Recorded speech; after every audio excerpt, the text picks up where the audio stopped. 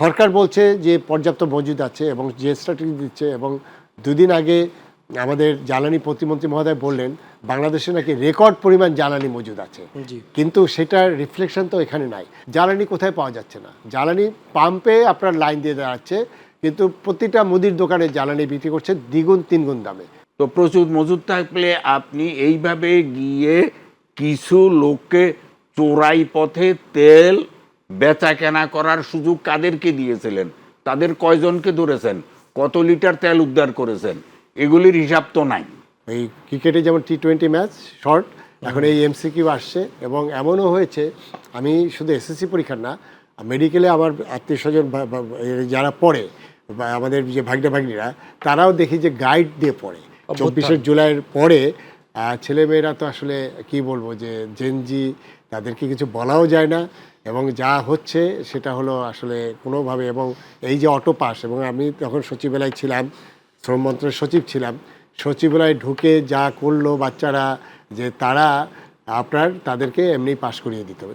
যেই বিষয়ে আপনি ভালো, অর্থাৎ যেই প্রশ্নের উত্তর আপনি ভালো পারেন সেটার উত্তর লেখা শুরু করুন। আস্তে আস্তে উত্তরগুলি আপনি লিখে যান, একেবারে নির্ঝঞ্ঝাটে নির্ভয়ে মনের আনন্দে আপনি লিখে যান, আপনি নিঃসন্দেহে ভালো নম্বর পাবেন। আসসালামু আলাইকুম প্রিয় দর্শক, মাহবুব সৈকত প্রত্যেকে আমন্ত্রণ জানাচ্ছি মাই টিভি সংলাপে। দর্শক যে যেখানে রয়েছেন, হাটে মাঠে ঘাটে পথে প্রান্তরে বাজারে কিংবা অন্য কোথাও, দেশে কিংবা প্রবাসী, সবাইকে আমন্ত্রণ এবং আবারও স্বাগত জানাচ্ছি। একই সাথে ঠিক রাত পোহালি আমাদের সোনামণিদের এসএসসি এবং সমমানের পরীক্ষা যারা দিচ্ছ তাদের জন্য অনেক অনেক শুভকামনা এবং দোয়া জানিয়ে শুরু করছি সংলাপ আজকের। আমরা আজকে আলোচনায় বিষয় রেখেছি জ্বালানি সংকট এবং এর প্রভাব। স্টুডিওতে উপস্থিত রয়েছেন সরকারের সাবেক দুজন সচিব এবং একজন তার একই সাথে রাজনৈতিক বিশ্লেষক। বাম পাশে পরিচয় করে দিচ্ছেন এএফএম সুলাইমান চৌধুরী, যিনি সরকারের সাবেক সচিব এবং রাজনৈতিক বিশ্লেষক এবং একই সাথে জাতীয় রাজস্ব বোর্ডেরও চেয়ারম্যান ছিলেন। আপনাকে স্বাগত জানাচ্ছি। ধন্যবাদ আপনাকে, দর্শক শ্রোতাকে শুভেচ্ছা অভিনন্দন, এবং এসএসসি এবং দাখিল পরীক্ষার্থীদেরকেও শুভেচ্ছা।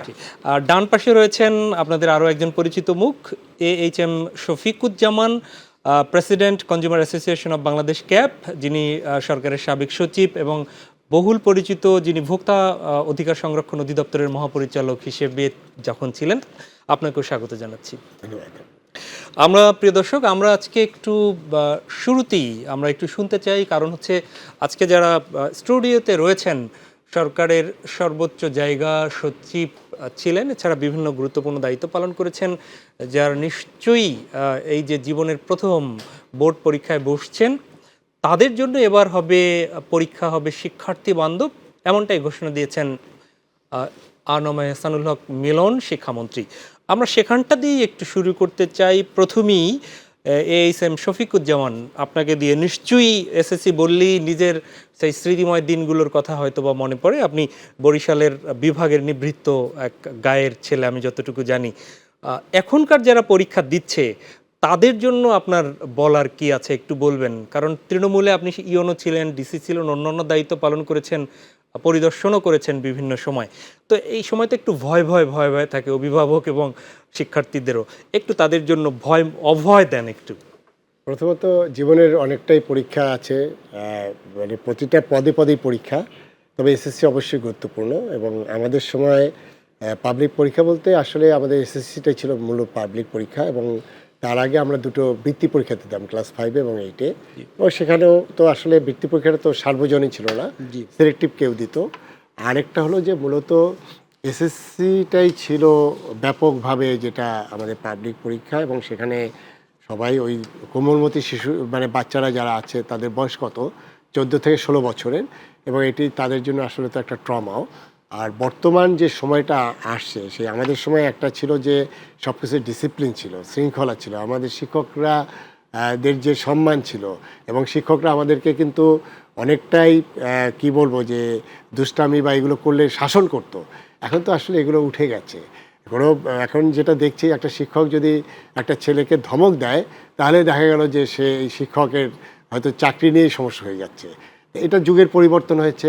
এবং এর পরবর্তীতে তখন তো আমাদের আসলে ব্রড টাইপের কোশ্চেন ছিল, আমাদের আসলে অনেক কিছুই আমাদের নিজের মতো করে লিখতে হতো।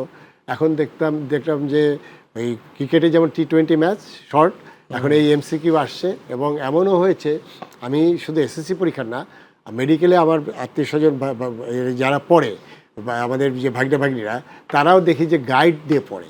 তো এই জায়গাটা আসলে একটা বড় পরিবর্তন আসছে। আর একটা পরিবর্তন যেটা হলো ডিজিটাল যুগ যেটা আছে এখন, স্মার্টফোন এবং এখন পৃথিবী উন্মুক্ত, সেই জায়গাটায় হলো আমরা যেমন একটা অঙ্ক করতাম, প্রত্যেকটা অঙ্ক কিন্তু আমরা শিখতাম, খাতায় লিখতাম বা ইয়ে করতাম।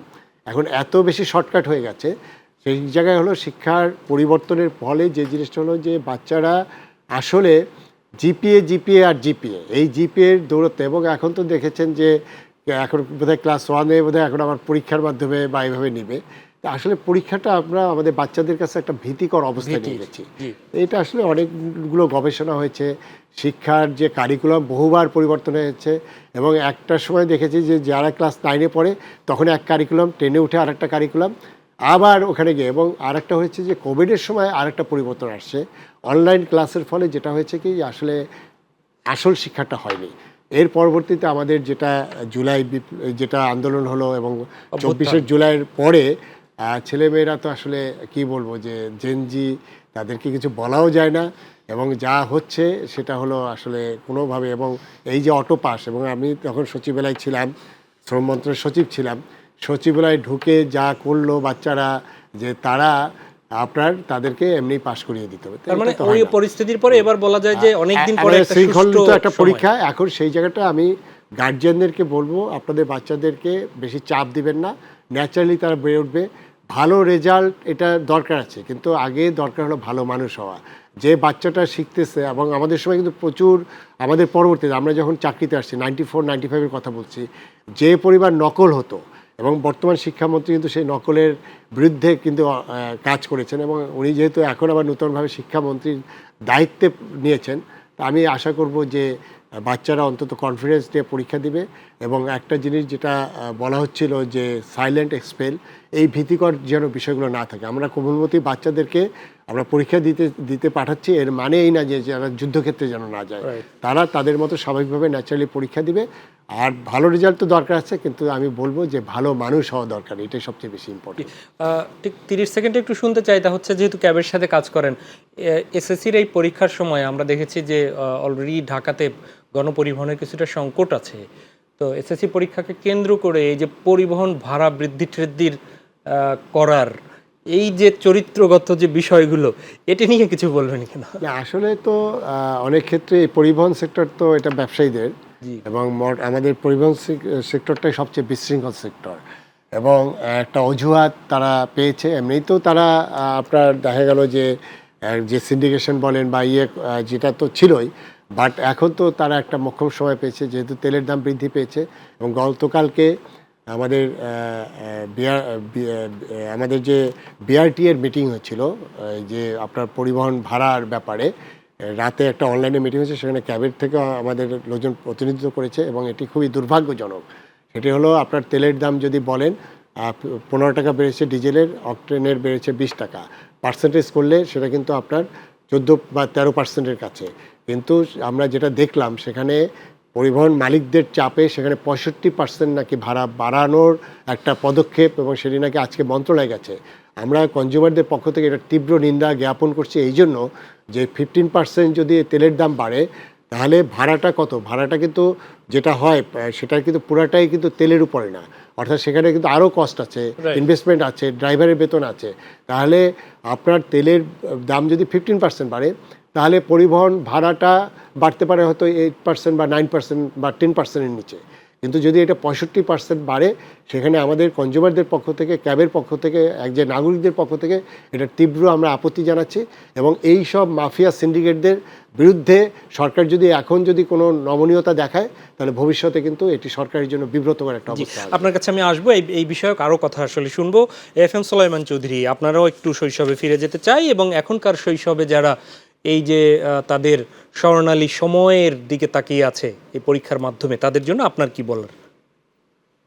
আমার অত্যন্ত স্নেহভাজন, প্রিয়ভাজন আমার সহকর্মী ঠিকই বলেছেন, পরীক্ষায় বেশি নম্বর পাওয়ার চাইতে ভালো মানুষ হওয়াটা অতীব জরুরি।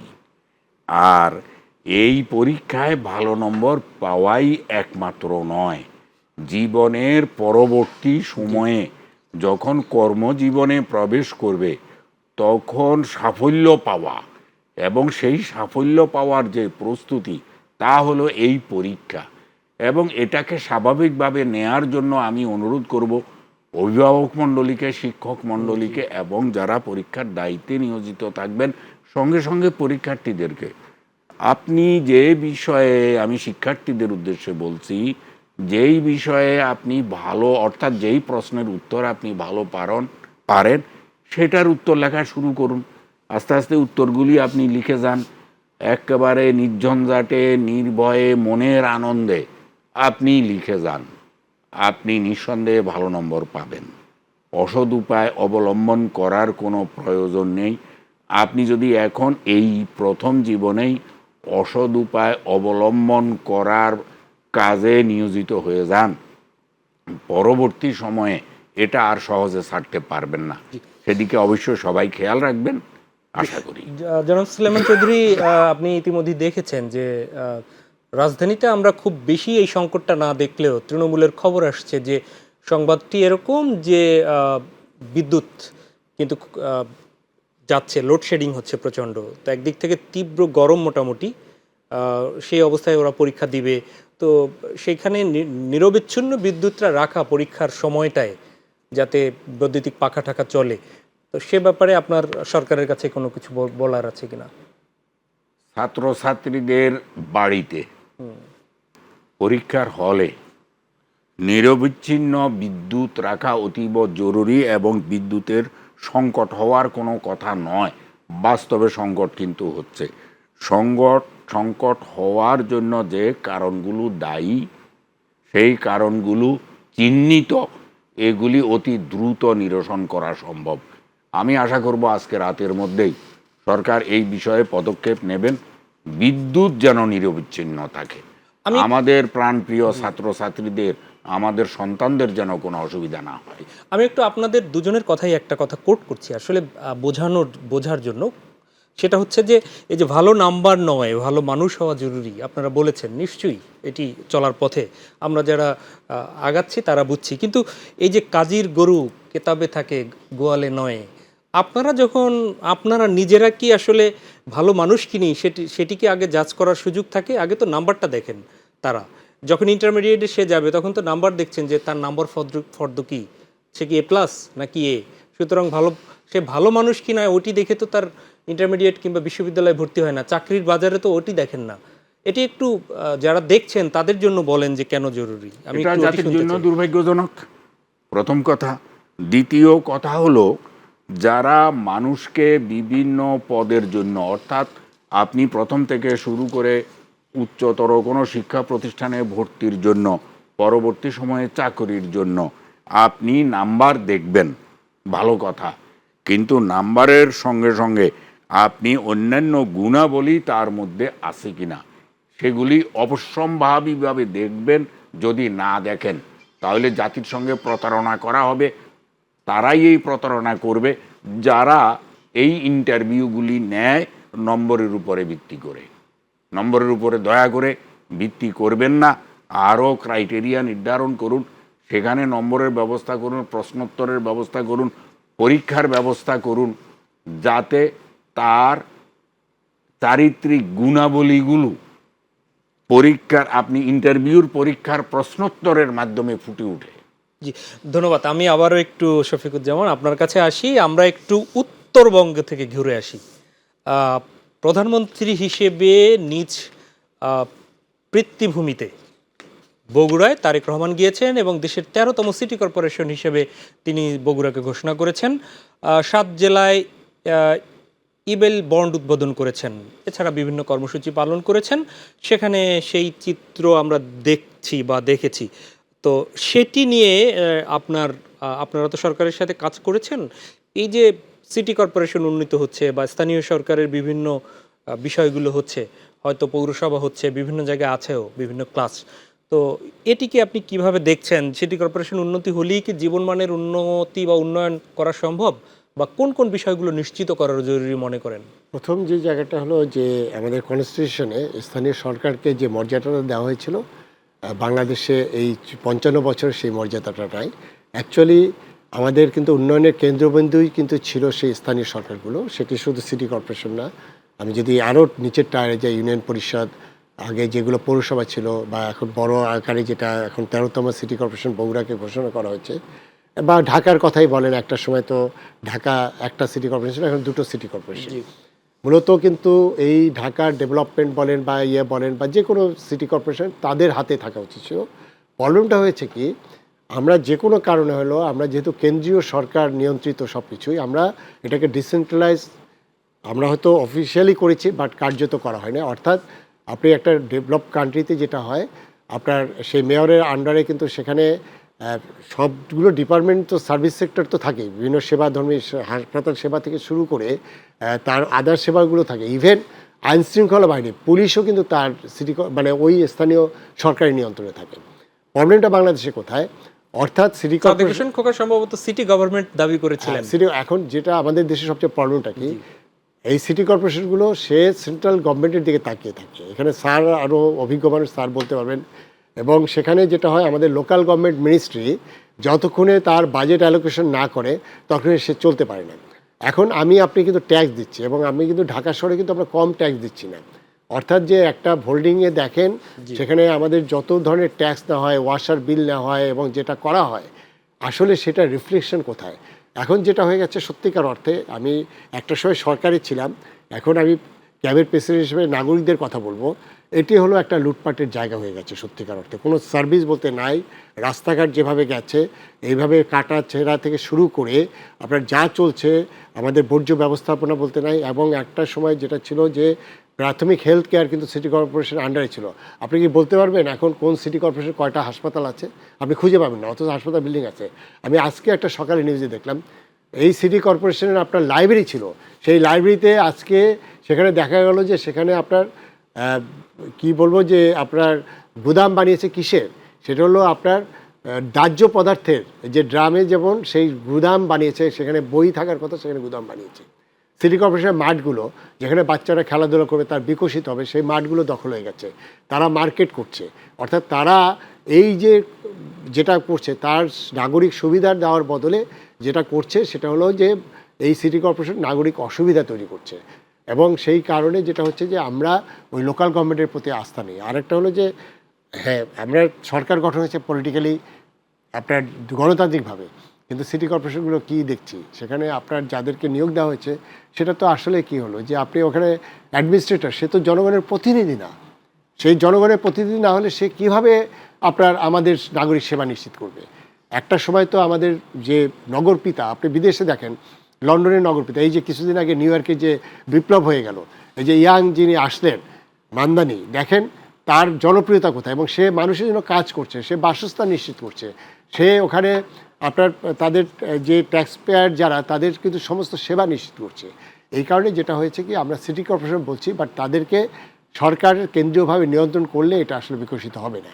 কারণ ওই এলাকার নাগরিক সেবা ওই নগরপিতারই দেওয়ার কথা, কিন্তু সেই নগরপিতা কি ওই মানুষের রিপ্রেজেন্ট করে কিনা, সেইটাই আমার এখন বড় প্রশ্ন। অনেক ধন্যবাদ।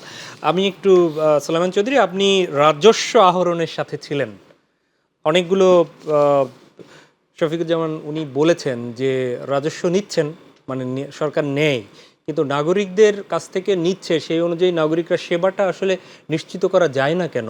এই এই নিশ্চিত করার জন্যই তো স্থানীয় সরকারের এতগুলো স্তর। সিটি কর্পোরেশনের বিষয়ে একটি কথা বলে আপনার প্রশ্নের উত্তর দিচ্ছি। আমি ঢাকা সিটি কর্পোরেশনের চিফ এক্সিকিউটিভ অফিসার ছিলাম। আমার একটি তিক্ত অভিজ্ঞতা হয়েছে। ঢাকা সিটি কর্পোরেশনের চিফ হেলথ অফিসার তখনকার সময়ে তিনি জানতেন না মশার ওষুধের জেনেটিক নামটা কি। আপনি যখন সিও ছিলেন তখন? জি, এটি কোন দুর্ভাগ্যজনক। মানে এটা কোন সেশনের দিকে? এটা 2003 সালে। আমি হতবাক হয়ে গেছি। ডেপুটেশনে তারা আসেন বিভিন্ন বাহিনী থেকে। তারাও আসেন, আমিও ডেপুটেশনে গেছিলাম। জি। কিন্তু সিটি কর্পোরেশনের স্বাস্থ্য বিভাগে এই মশার ওষুধের জেনেটিক নাম কি এবং টেন্ডার করতে ওই নাম দিয়ে যে টেন্ডার করতে হবে এইটাও নাই। এখন মশার ওষুধের নামে কি কিনে আল্লাহ ভালো জানে, মশা তো আর মরে না। এখন আপনার প্রশ্নে আসি, রাজস্ব আহরণ। রাজস্ব আহরণের যে পদ্ধতি, আমাদের দেশে একটি প্রবাদ আছে যে এই বেড়ায় ক্ষেত খায়। রাজস্ব বিভাগে যারা চাকুরি করেন, সেটি ইউনিয়ন পরিষদে হোক, পৌরসভায় হোক, সিটি কর্পোরেশনে হোক, যেখানেই হোক না কেন, তারা রাতারাতি বড় লোক হয়ে যায়। এটা কিভাবে সম্ভব আমার বুঝে আসে না। অর্থাৎ রাজস্ব আহরণের নামে তারা নিজেদের আখের গোছায়, রাজস্ব আহরণ ঠিকমতো হয় না, তারা পেট পুরে খায়। মানুষ কিন্তু ট্যাক্স ঠিকই দেয়, এই ট্যাক্স কোথায় কোথায় যায়? এগুলোর আমূল পরিবর্তন করে একটা পদ্ধতি বের করতে হবে, অনেকের মতামত নিতে হবে। ভালো মতামত নিলে পরে ভালো ব্যবস্থাপনা গড়ে উঠবে, তাহলে রাজস্ব আহরণটা সঠিক হবে। এইভাবে কেবল আমলা নির্ভর, কর্মচারী নির্ভর রাজস্ব আহরণ, এটি বাদ দিতে হবে। জ্বালানি সংকট নিয়ে আমরা কথা শুনবো এবং তার প্রভাব নিয়েও কথা শুনবো। বিরতির আগে ছিলাম AFM সোলাইমান চৌধুরী, সাবেক সচিব আমরা এবং রাজনৈতিক বিশ্লেষক। ফিরছি HM শফিকুজ্জামান আপনার কাছে। আজকে টেলিভিশন এবং পত্রিকার যে বিষয়গুলো, যে হেডলাইনগুলো যাচ্ছে, সেখানে সুনির্দিষ্টভাবে এরকমই বলা হচ্ছে। আমরা জানি যে ঠিক এই যে জ্বালানির মূল্য বৃদ্ধি করা হয়েছে, দীর্ঘদিন থেকে অনেকেই বলছিল যে মূল্য বৃদ্ধি না করার ফলে পার্শ্ববর্তী দেশে পাচার হচ্ছে বা বিভিন্ন সংকট, যে এটি হয়তো বাড়ালে সংকটটা কমবে। কিন্তু জ্বালানির মূল্য বৃদ্ধির পরেও কিন্তু ফিলিং স্টেশনগুলোতে আগের চিত্র, ঘন্টার পর ঘন্টা অপেক্ষা, দুর্ভোগ সেই রয়েছেই। সরবরাহ সরকারের জায়গা থেকে বলা হচ্ছে যে কোনো ঘাটতি নেই, এটি আপনি জানেন, কিন্তু চিত্র বলছে যে ঘাটতি না থাকলে, প্রশ্ন হচ্ছে ভোক্তাদের যে ঘাটতি না থাকলে লাইন কেন? আপনাদের নিশ্চয়ই এগুলো নিয়ে কাজ করছেন ক্যাব, আপনাদের পর্যবেক্ষণটা একটু শুনতে চাই। প্রথম যে বিষয়টি হলো, আপনি যে কথাটা বললেন যে আজকে বিভিন্ন নিউজ হয়েছে, এটা একটু আমি কারেকশন করে দিই। আজকে নিউজ না, জ্বালানি নিয়ে আসলে 1 মাস ধরেই আপনার প্রতিদিনই হেডলাইন হচ্ছে এবং আপনারা লাইভ করছেন বিভিন্ন টিভি লাইভ। না, মূল্য বৃদ্ধির বিষয়টা আছে। এখন যে বিষয়টি দাঁড়াচ্ছে সেটা হলো যে জ্বালানির মূল্য বৃদ্ধি, এটি এমন একটা বিষয়, অর্থনীতির প্রতিটা অলি গলিতে, প্রতিটা জায়গায় আপনার এটা ইফেক্ট করবে ন্যাচারালি। প্রথম ইফেক্টটা করবে আপনার পরিবহনে, ফার্স্ট ইফেক্ট। এবং গতকালকে জ্বালানির মূল্যের বৃদ্ধির পরে রাতের বেলা 7টার সময় বিআরটিএ আপনার পরিবহন ভাড়া নিয়ে মিটিং করেছে। সেখানে আমাদের ক্যাবের পক্ষ থেকে প্রতিনিধি ছিল এবং সেখানে বিআরটিএ যেটা সিদ্ধান্ত নিয়েছে, যেটা আজকে তারা সরকারের কাছে পাঠিয়েছে, আমরা ক্যাবের পক্ষ থেকে, আমাদের নাগরিকদের পক্ষ থেকে, ভোক্তার পক্ষ থেকে চরম উদ্বেগ প্রকাশ করছি। জ্বালানির মূল্য সরকার বৃদ্ধি করতে বাধ্য হয়েছে, কারণ সরকারের আর কোনো অপশন ছিল না। কারণটা হলো আপনার যে পরিমাণ ভর্তুকি দিচ্ছে এবং বাইরে থেকে যে জ্বালানি আনতে হচ্ছে সেটা প্রায় দ্বিগুণ দামে আনতে হচ্ছে। সরকার আগে ভর্তুকি দিত, সেটা এখন দ্বিগুণ হয়ে গেছে। কিন্তু সিস্টেমে একটা গণ্ডগোল করেছে। এই যে মূল্যবৃদ্ধি, সরকার কিন্তু আগে ডিক্লেয়ার করেছিল যে মূল্যবৃদ্ধি হবে না, এবং এই যে ডিক্লেয়ার করার পরে সেই যে মূল্য বৃদ্ধি করলো এবং একটি নতুন সরকার যার 2 মাস বয়স, তাহলে কি হলো যে জনগণের সাথে যে কমিটমেন্ট করলো, সেই কমিটমেন্ট কিন্তু সে রাখতে পারলো না। এটা কিন্তু সরকারের জন্য একটি মানে কি বলবো, যে একটা নেগেটিভ একটা বিষয় চলে আসছে। এক, দ্বিতীয় যে জায়গাটা আছে, এই যে 20 টাকা বাড়ালো অকটেনে আর 15 টাকা আপনার ডিজেলে বাড়ালো, এটা তো সিস্টেম আছে, এনার্জি রেগুলেটরি কমিশন আছে। আপনি গণশুনানি হতো আগে রেগুলার, আপনি কি গণশুনানি দেখেছেন? তাই যদি গণশুনানি না হয়, এনার্জি রেগুলেটরি কমিশনের দায়িত্বটা হলো এইগুলোর বিশ্লেষণ করবে, মানুষের যারা স্টেক হোল্ডার আছে, ক্যাব সহ যে স্টেক হোল্ডাররা আছে তাদের সাথে কথা বলবে, কথা বলে আপনার যেটা যৌক্তিক মূল্য নির্ধারণ করবে। তো সেটা না করে হুট করে গভীর রাতে জ্বালানি বৃদ্ধি করলো। এখন আপনি বললেন এতে কি কোনো আপনার শৃঙ্খলা ফিরবে? আমরা তো শৃঙ্খলা ফিরতে দেখিনি। আমি গতকালকে ইনফ্যাক্ট আমি সন্ধ্যার পরে আমার নিজের গাড়ির তেল নেওয়ার জন্য আমি যেটা আছে আমার বাসার কাছে, আমাদের ইয়ের পাম্পটা, যেটাকে বলে হলো আপনার ওটাকে না, মৎস্য ভবন না, আমাদের যেটি হলো ইন্টারকন্টিনেন্টাল হোটেলের সামনে যেটা আছে জি জি, পরিবাগের পরিবাগের পাম্পে গিয়েছি এবং সেখানে নর্মালি আমাদের যেগুলো সরকারি গাড়ি, আমি তো এখনও সরকারের গাড়ি ব্যবহার করছি, যেহেতু আমি এখনও পিআরএল আছি। জি আমাদের একটা লাইন ছিল যে সরকারি গাড়ির একটা ভিন্ন লাইন ছিল, কিন্তু কালকে গিয়ে দেখলাম ভয়াবহ অবস্থা। অর্থাৎ দুদিক থেকে শত শত মোটরসাইকেল গাড়ি এবং সেখানে ঢোকা পর্যন্ত যাচ্ছে না। এবং আমি গতকালকে দেখেছি এবং আজকেও আমি যখন ওই রাস্তা দিয়ে ফিরছি আজকে সন্ধ্যায়, সেখানে দেখলাম যে পরিস্থিতির তো কোনো উন্নতি হয়নি।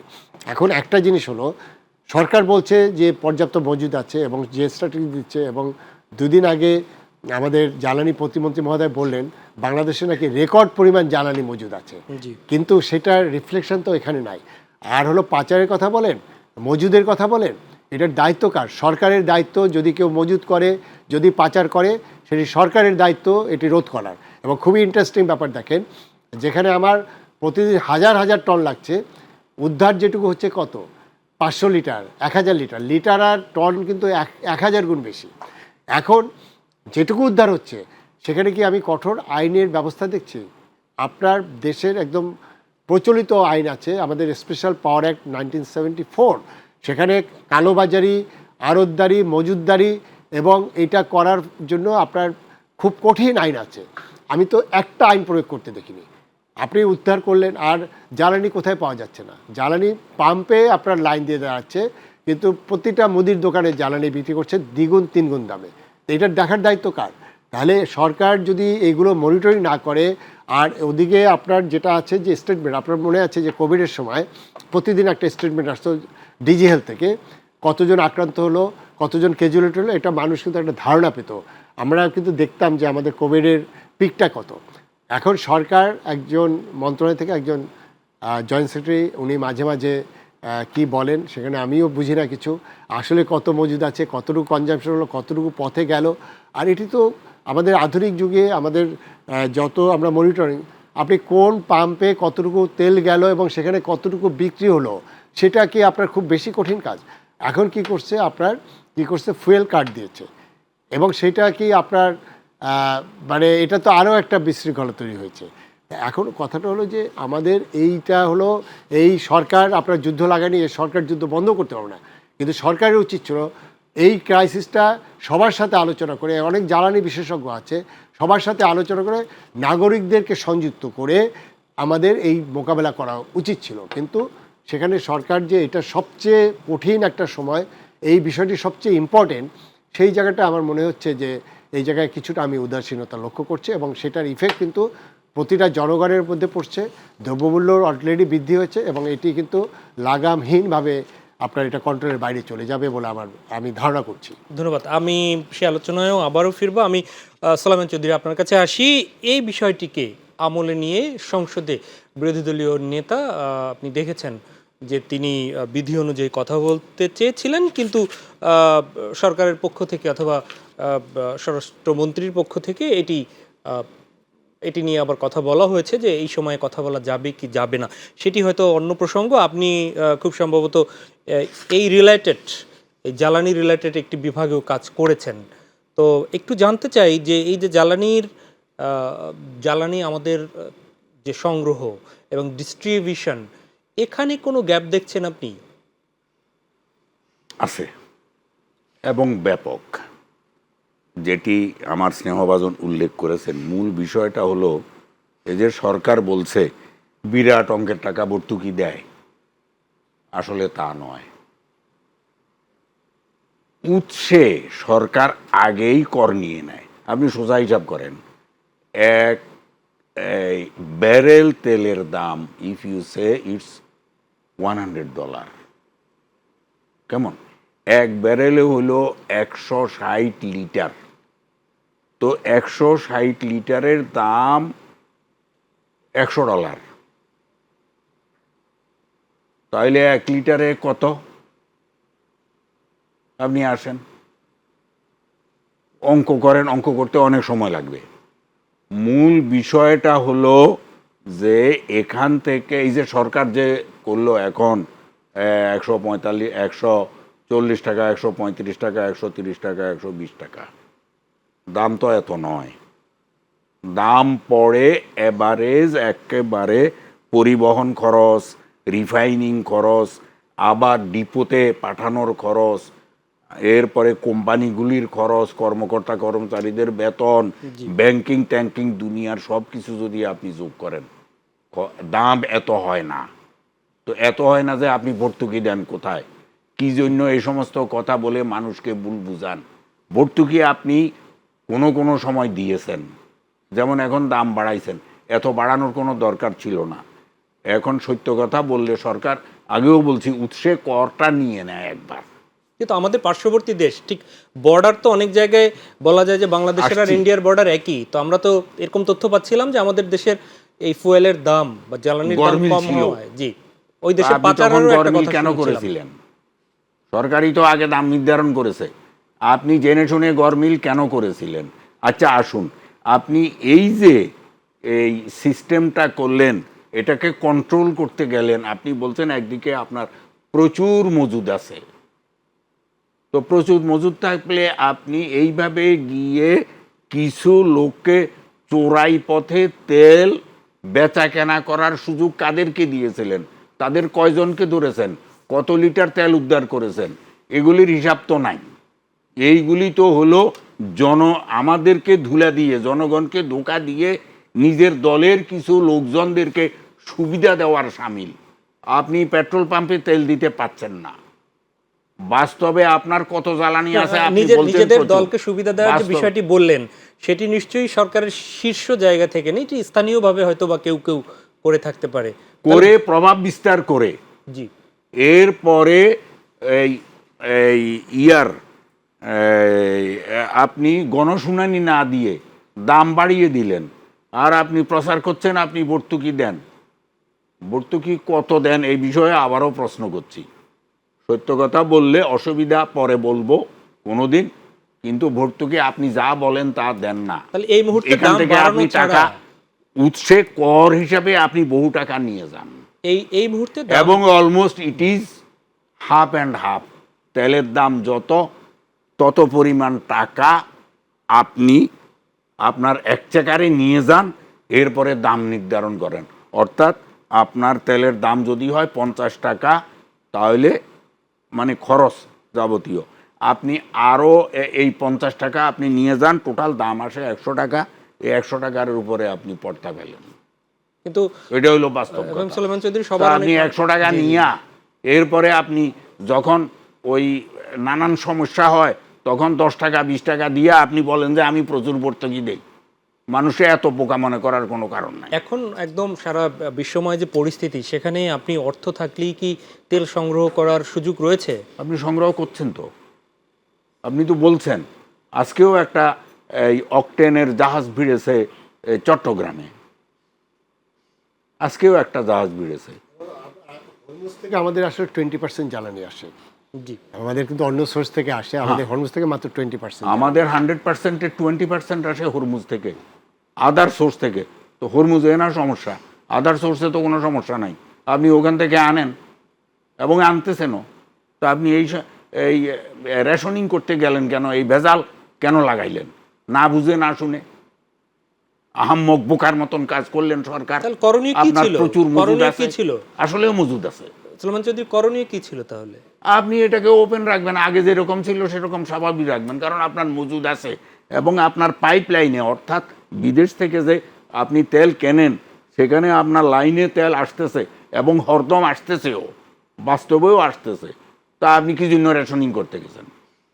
মগন মুলুক পাইছেন দেশটারে, সরকারের নির্দেশে তো হয়েছে। সরকার এই বেকুফি সিদ্ধান্ত কেন নিল? জনগণের এই ভোগান্তি কেন? এরপরে আপনি আবার মূল্য বাড়াইলেন। এগুলির ইফেক্ট কি পরিমাণ পড়বে জনগণকে তো এটার কস্ট দিতে হবে। ওই যে উনি যেটা বললেন, এখানে একটু আসলে জি জি এই পরিবহন ভাড়া শতকরা 8 থেকে 10 টাকার বেশি কোনো অবস্থাতেই হয় না। আপনি যা দাম বাড়িয়েছেন, আপনি সেখানে 65%, 70% দাম বাড়াচ্ছেন, মগের মূল্য পেয়েছেন। সুলেমান চৌধুরী, এখানেই একটু আসি। আপনি বৃদ্ধির কথা তো বললেন, সরকার বাড়িয়েছে, সরকার সিদ্ধান্ত নিয়েছে, কিন্তু অনেক সময় আমরা বলতে শুনি যে আসলে সরকারের যে যারা থাকে মন্ত্রী এমপিরা, তারা আসলে আপনারা যারা মানে আমলা ছিলেন তাদের হাতে বন্দী। এক্ষেত্রেও কি তাই আসলে সরকার কি তার ওরকম কোনো জায়গায় বা আপনাদের আমলাতন্ত্রের জটিলতায় কোনো কিছু পড়েছে মনে করছেন, বা দুষ্ট কোনো চক্রে? এটার সঙ্গে অজ্ঞতারও একটা বিষয় জড়িত।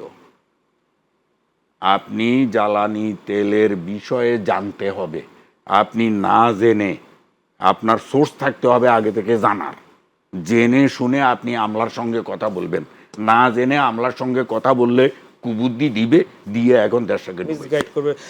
জি, শফিকুজ্জামান, আপনার কাছে একটু আসি। সেটি হচ্ছে যে আমাদের বেশ কিছু দর্শক শ্রোতা জানতে চেয়েছেন যে সিএনজি স্টেশনগুলো ফাঁকা, ঢাকা শহরের অধিকাংশ যে গাড়িগুলো সেগুলো তো সব সিএনজি করা, তাহলে প্রতিদিন এইসব গাড়ির তেল কেন লাগে? সেইটি কেন দেখছে না যে যে গাড়িগুলো সিএনজিতে স্টেশনে যাওয়ার কথা তাদের সেই তেলের লাইনে আসলে কেন? সেটি কি বাধ্যবাধকতার কোনো সুযোগ আছে কিনা? দেখেন, আমরা তো খুব ভালো মানুষ, জি, আসলে সুযোগ সন্ধানী, এবং সেই সুযোগটা পেয়েছে। আমি আপনাকে একটা উদাহরণ দিই, এটা বাস্তব অভিজ্ঞতা। আমি মানে শুনেছি যে একটা গাড়ি ঢুকেছে, তার ওখানে 65 টাকার তেল ভরেছে, মানে অর্থাৎ তার ট্যাঙ্ক ফুল, তারপরও সে তেল নিতে গেছে যে আর একটু ভরা যায় কিনা।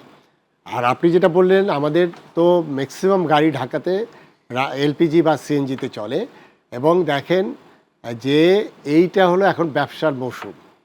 অর্থাৎ এখানে সরকার যে সুযোগটা করে দিছে ব্যবসা করার, এখন মনে করেন আপনি যদি এবং মোটরসাইকেলে যারা মোটরসাইকেল, ওরা যদি প্রতি 3 ঘন্টায় যদি 10 লিটার করে তেল নিতে পারে, তাহলে সারাদিনে যদি 30 লিটার নিতে পারে, এবং সেটা যদি আপনার 100 টাকার বেশি দামে বিক্রি করতে পারে, তাহলে তো 3000 টাকা তার হয়ে যাচ্ছে। তার তো আর রোদের মধ্যে ইয়ে করতে হচ্ছে না। এখন এই যে সিএনজি গাড়িগুলো কেন ফুল ট্যাঙ্ক তেল নিচ্ছে, এইটার দুটো দিক। একটা হলো যে সরকার যে ঘোষণা দিয়েছে তাতে মানুষের মধ্যে একটা প্যানিক তৈরি হয়েছে যে সামনে আর কোনো তেল পাওয়া যাবে না, এই কারণে সে একটা মজুদের একটা তার মধ্যে একটা বাসনা তৈরি হয়েছে, যেটাকে বলে প্যানিক বাই। আর একটা হলো যে এর ফাঁকে মানে যতটুকু যে যেরকম ব্যবসা করে নিতে পারে সেটাই আর কি। অর্থাৎ যে আপনি এই যে মুদির দোকানে যে তেলটা বিক্রি হচ্ছে, সেই তেলটা তো আপনার সামনে বিক্রি হচ্ছে খোলা বাজারে অবৈধ। হ্যাঁ, অবৈধভাবে। তাহলে আমি ওখান থেকে কেন কিনছি? আমি তো ওখান থেকে কেনার কথা না, অর্থাৎ আমার কোনো আর অপশন নাই। এই কারণে যেটা হচ্ছে কি যে এই জিনিসটা কিন্তু দায়িত্ব ছিল সরকারের, অর্থাৎ সরকারের দরকার ছিল এই যে কঠোর মনিটরিং। অর্থাৎ আপনার রিফাইনারি, এটা কিন্তু টোটাল জ্বালানি তেলটা কিন্তু পুরোপুরি, এটা মানে আপনার কি জানেন, এটি হলো একদম পুরোপুরি নিয়ন্ত্রিত একটা আইটেম। এটি কিন্তু আপনার অনেক মানে খোলা বাজারের বিষয় না, এটা একদম পুরোপুরি নিয়ন্ত্রিত আইটেম। এবং জ্বালানি যে পরিদপ্তর আছে তাদের বিস্ফোরক পরিদপ্তরের লাইসেন্স লাগে, এবং এটি সরকার নিয়ন্ত্রণ করে। একটা রিফাইনারি থেকে আমার 3টা ডিস্ট্রিবিউশন কোম্পানি, মেঘনা, পদ্মা এবং যমুনা, তারা কতটুকু তেল ডিস্ট্রিবিউট করছে, কোন গাড়িতে কোন পাম্পে যাচ্ছে, এটি কিন্তু খুব বেশি কঠিন কিছু না। তাহলে কি হচ্ছে, যে জায়গাটা হলো যে বিভিন্ন লেয়ারে যারা আছে তারা, এটা হলো একটা ব্যবসার একটা মৌসুম। এবং আমার কাছে যেটা মনে হয়, যে পরিমাণ আপনার পাম্পের ওখানে যে লোকগুলো প্রতিদিন ওখানে দাঁড়াচ্ছে, এটা হলো তারা আসলে টোটাল এই জ্বালানি ব্যবসা শুরু করে দিয়েছে। আমাদের অনেক সময় দেখা যায় না, আপনার ইলেকট্রিসিটি যখন ইয়ে হবে, ওই যে আপনার লোডশেডিং হবে, তখন আপনার মোমবাতির ব্যবসা শুরু হয়, সিজনাল ব্যবসা। এটাও একটা সিজনাল ব্যবসা, যে ওখান থেকে পাম্প থেকে তেল নিয়ে আমরা বাইরে বিক্রি মানে করি। ঘর পোড়ার মধ্যে আলু পোড়া দেওয়ার মতো একটা যেটা বিষয়। সুযোগ নিচ্ছে। তাহলে এদের পেছনে বড় বড় ব্যবসায়ীরাও আছে, এরা তো এখান থেকে 10-20 লিটার নিয়ে যায়, এভাবে জমা হয়। বড় বড় ব্যবসায়ীরা হাজার হাজার লিটার, হাজার হাজার টন মজুত করছে। এখানে কি করতেছে, গাড়ি, ব্যবসা করতেছে। যে গাড়িতে কি এরকম কোনো নিয়ম করার কোনো সুযোগ রয়েছে কিনা, যে সিএনজি করা যেসব গাড়ি তারা তেল নিতে পারবে না? কারণ সিএনজি তো অ্যাভেলেবেল, এরকম কি ঢাকা শহরে করার কোনো সুযোগ রয়েছে? এটা হলো কি যে ধরেন আমাদের তো আসলে ভিতরে আমরা কিছু নাই এই দেশের, আমাদের নীতি নৈতিকতার যে পর্যায়ে গেছে, আপনি কয়জনকে হেদায়েত করবেন? এখন কেন হয়েছে, এটা হলো যে দীর্ঘদিন আমাদের এখানে রাষ্ট্র ব্যবস্থা যেটা ছিল, যে রাষ্ট্রের যে মর্যাদা, সেটা আমরা লুজ করেছি সত্যিকার অর্থে। এবং এইখানে যে শৃঙ্খলা ফিরিয়ে আনা, সেই শৃঙ্খলা ফিরিয়ে আনা কিন্তু খুব টাফ, যে কোনো একটা সরকারের জন্য টাফ।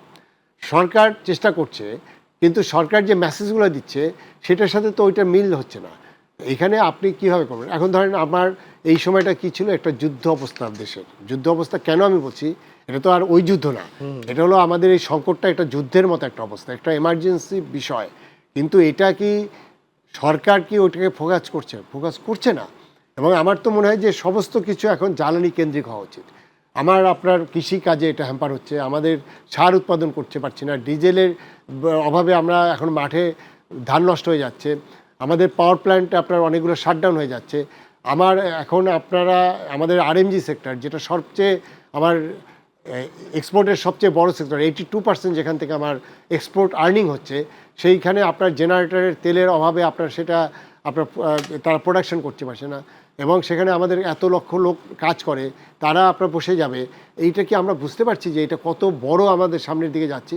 কিন্তু এটা নিয়ে তো আমি খুব বেশি আমি দেখি না যে কারো মধ্যে বা এরকম মানে চাল চলনে বা এখানে সেরকম দেখছি না যে এইটা একটা যে সামনের দিকে যে সংকটগুলো আসছে সেটা নিয়ে যে এভাবে অ্যাড্রেস করা উচিত, এবং সেখানে যারা বিশেষজ্ঞ আছে তাদের সাথে ডায়লগ হওয়া উচিত, এবং সেই ডায়লগের মাধ্যমেই তো আপনার একটা সমাধান আসবে। প্রয়োজন মধ্যে আমরা সবাই জ্বালানি সাশ্রয়ের জন্য আমরা নিজেরা প্রত্যেকটা মানুষকে আমরা মোটিভেট করব, আমরা সেই কাজগুলো করব, কিন্তু সেই জায়গাটায় তো আমরা দেখছি না। এখন যেটা হচ্ছে যে আপনার একটা বিশৃঙ্খল অবস্থা, সেই বিশৃঙ্খল অবস্থার মূল জায়গাটা ছিল সরকারের দায়িত্ব ছিল এই জায়গাটায় যেন কোনোভাবে এই বিশৃঙ্খলটা তৈরি না হয়।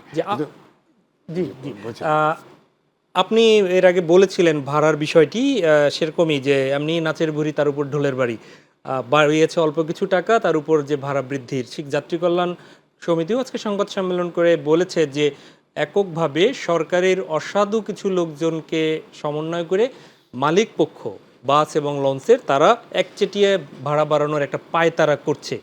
রাজনৈতিক বিশ্লেষক সালামান চৌধুরী, আপনার কাছে আমি আপনার কাছ থেকে যে বিষয়টি একটু জানতে চাই তা হচ্ছে হাম প্রতিদিন কেড়ে নিচ্ছে শিশুদের জীবন। সোনামণি, সেই সোনামণিদের নিয়ে কান্নায় ভেঙে পড়ছে গোটা জাতি।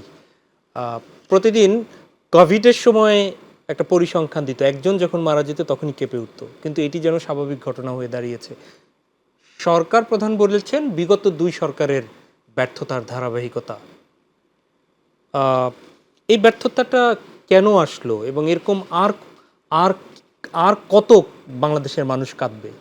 আচ্ছা, যুক্তির খাতিরে ধরে নিলাম বিগত 2 সরকারের ব্যর্থতার ধারাবাহিকতা, কিন্তু বর্তমান সরকার এই যে 15-16 তারিখ ফেব্রুয়ারির শপথ নিয়ে সরকার গঠন করলেন, এই খবর তো সঙ্গে সঙ্গে স্বাস্থ্য মন্ত্রণালয় মাননীয় মন্ত্রীর এবং প্রধানমন্ত্রীর জেনে যাওয়ার কথা যে হামের টিকা দেশে নেই।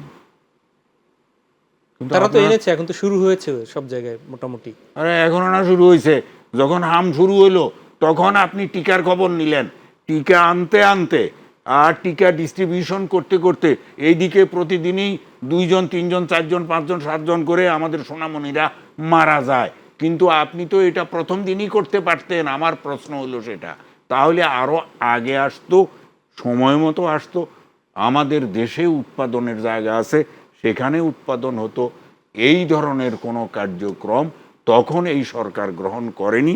হাম দেখা যখন দিল, শিশুরা যখন মারা যেতে লাগলো, তখন তাদের টনক নড়ল।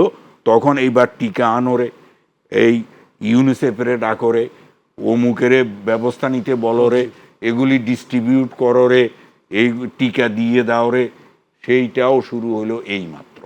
এটা একটা ব্যর্থতা, মানে সরকারের দূরদর্শিতার চরম একটা ব্যর্থতা হলো আমাদের এই শিশুরা, আমাদের ভবিষ্যৎরা মারা যাওয়া। এখানে না হয় সরকার পরিবর্তন হয়, জনপ্রতিনিধি পরিবর্তন হয়, কিন্তু আমাদের আমলারা তারা তো পরিবর্তন হয় না খুব একটা। তাদের তো দীর্ঘদিনের এই বিভাগগুলোতে যারা কাজ করেছিলেন তারা এই বিষয়গুলো আমলে কেন আনেননি?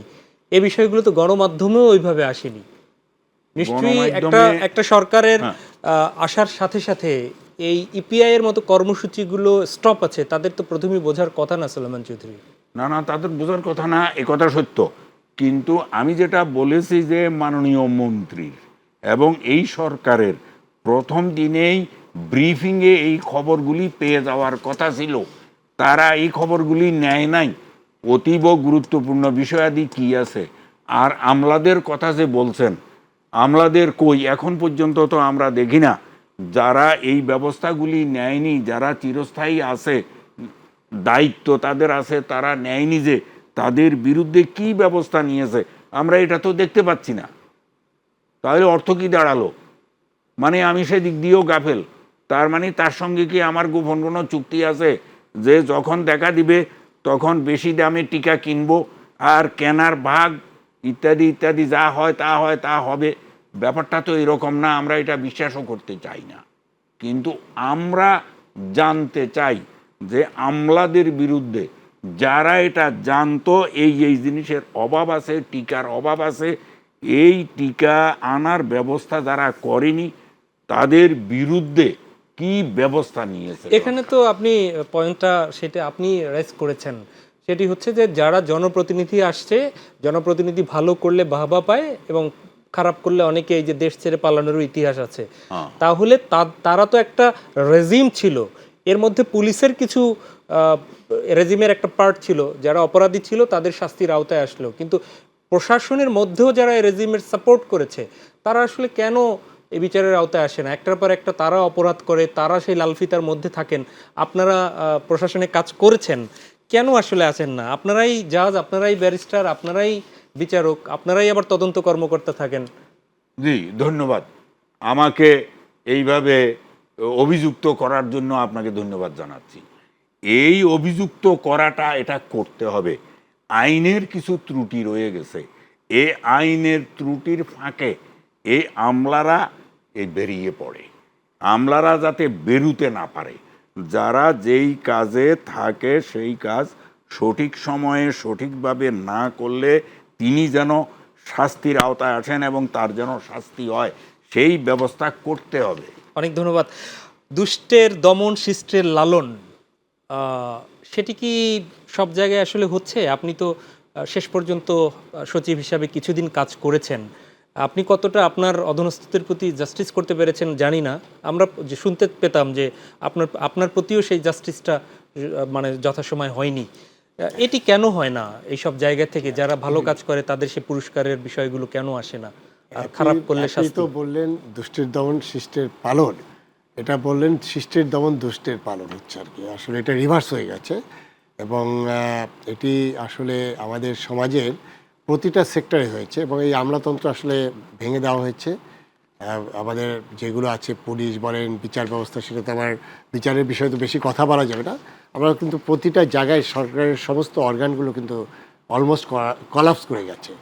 এখন কেউ কিন্তু দায়িত্ব নিয়ে কাজ করতে চায় না। এই যে স্যাররা যখন কাজ করেছে আমরা তাদের কাছ থেকে শিখেছি, তাদের যে সৎসাহস ছিল সে বোল্ডনেস কিন্তু নাই। আমি যেহেতু সরকারের সচিব ছিলাম কিছুদিন আগে, আমি দেখেছি কেউ কোনো কাজ করতে চায় না।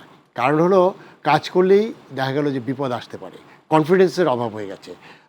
আমি ইপিআইয়ের কথা বলি, আমি যেহেতু স্বাস্থ্য মন্ত্রণালয়ে কাজ করেছি এবং 2007 সনে আমি ওই ইপিআইয়ের ডেস্কেই ছিলাম। পাবলিক হেলথ 2-1 দুটো ডেস্ক আছে আমাদের স্বাস্থ্য মন্ত্রণালয়ের। এইটা কিন্তু খুবই একটা মানে আমি বলবো মডার্ন একটা সিস্টেম ছিল এবং ইপিআই হলো সারা বিশ্বের মধ্যে বাংলাদেশ কিন্তু চ্যাম্পিয়ন। ইপিআই প্রোগ্রামে 6টা টিকা দেওয়া হয়, যেটা আপনার 0 বছর থেকে 6 মাস পর্যন্ত একটা, আর 2 বছর পর্যন্ত। এবং আমাদের এটা কিন্তু খুবই একটা বলবো যে সারা ওয়ার্ল্ড ব্যাপী কিন্তু WHO আমাদের খুব প্রশংসা করতো এবং এটার যে প্রক্রিউরমেন্ট সিস্টেমটা খুব আধুনিক ছিল এবং এখানে কিন্তু আপনার একদম কখন কতটুকু লাগবে, কখন আসবে, কোল্ড চেইনে এয়ারপোর্ট থেকে আপনার কখন এই যে ডিজি হেলথের যে কোল্ড চেইন আছে সেখান থেকে আপনার প্রতিটা জায়গায়, এবং আপনারা জানেন উপজেলা হেলথ কমপ্লেক্সে ওখানে কিন্তু আপনার রেফ্রিজারেটর আছে এবং সেটা যখন টিকা যাবে তারা বক্সে করে ক্যাম্পগুলোতে যেত এবং দেখছেন যে আপনার মনে আছে যে নিশ্চয়ই চোখে পড়ছে হলুদ রঙের একটা কাপড় এবং একটা বাচ্চার ছবি টানানো, সেখানে টিকা কেন্দ্রগুলো ছিল। কিন্তু এই যে হামের টিকা নেই, এটি তো অবশ্যই ডিজি হেলথ জানে। তাহলে এই জায়গায় যদি টিকা যদি সত্যি না থাকে, আমি উল্টো গল্পটা শুনেছি, সেটা হলো টিকা আছে, সেই রিপোর্টটা কিন্তু সরকারের মন্ত্রীদের কাছে দেওয়া হয়নি। আচ্ছা, যদি এটা সত্য হয়ে থাকে, আমি যেটুকু শুনেছি টিকা মজুদ ছিল, সেটি স্বাস্থ্যমন্ত্রী মহোদয়ের কাছে সেই তথ্য দেওয়া হয়নি। এটা যদি সঠিক হয়, আমরা দেখতে চাই এই যে কয়শো বাচ্চা মারা গেছে, প্রতিদিন তো আমি দেখি 8-9 জন করে মারা গেছে, 100-র উপরে বাচ্চা মারা গেছে। এই বাচ্চাদের হত্যার দায়ে ওই কর্মকর্তাদের শাস্তি আমরা দেখতে চাই, তাহলেই হবে দুষ্টের দমন, আপনি যেটা বললেন। দ্বিতীয়ত এটার পাশাপাশি আর একটা ভয়াবহ জায়গা আমাদের কন্ট্রাসেপটিভ, যে জন্ম নিয়ন্ত্রণের যে সামগ্রীগুলো ছিল এটিও একইভাবে প্রক্রিয়া করা হতো এবং সেই অনুযায়ী।